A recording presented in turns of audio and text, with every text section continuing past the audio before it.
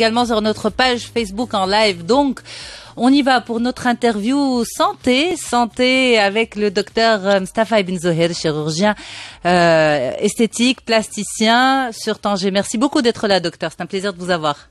Tout le plaisir pour moi, Yasmine. Alors aujourd'hui, justement avec vous, on va un peu dépoussiérer beaucoup de notions. Pour beaucoup, tout ce qui est comblement, acide hyaluronique, botox, c'est vraiment pour toutes les indications, quel que soit l'âge. Mais pour vous, en tant que spécialiste, non, attention, il faut bien savoir poser l'indication. Alors d'abord, on va faire une différence entre acide et botox. C'est quoi la différence entre les deux? Alors, il y a toute une différence entre l'acide et le botox.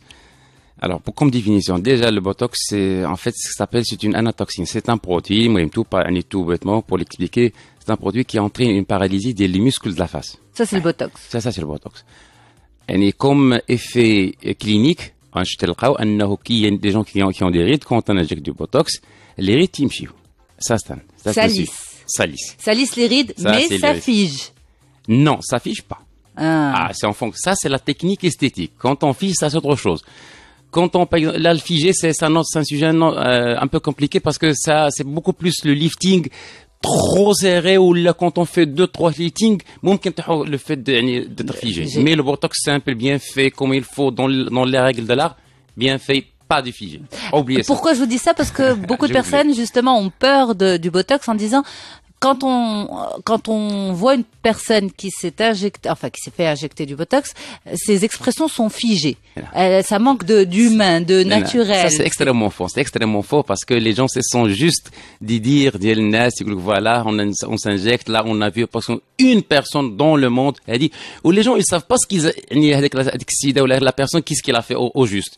Mais, en fait, je vous explique la chose qui peut figer, c'est quand on fait, par exemple, c'est surtout le lifting, mais le lifting est refait à deuxième ou troisième fois.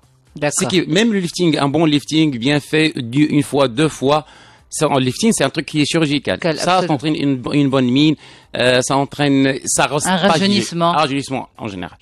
L'acide hyaluronique, c'est autre chose. L'acide hyaluronique, c'est une substance qui existe dans le corps. Et avec le corps, avec le temps, avec le vieillissement, la substance, il diminue.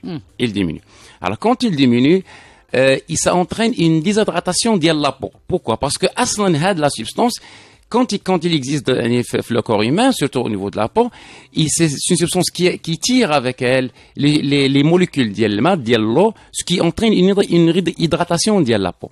Ce qui fait quand il diminue, une diminution de l'hydratation de la peau, une sécheresse, et ce qui entraîne en plus par la suite un vieillissement cutané. C'est pour ça qu'on insiste sur boire de l'eau. Obligatoire. Et donc si on boit beaucoup, on stimule la production de l'acide hyaluronique. L'acide hyaluronique et en plus on est bien hydraté, on une peau de bonne qualité. Alors, si par exemple là on parle de vieillissement cutané, parce que là ce qui est important c'est que avec l'âge, il y a toujours un vieillissement. Il y a un vieillissement sur tous les organes, naturellement. Le foie, le cerveau, le cœur, ce que vous voulez. Mais aussi un vieillissement au niveau cutané. Si par exemple, on prend par exemple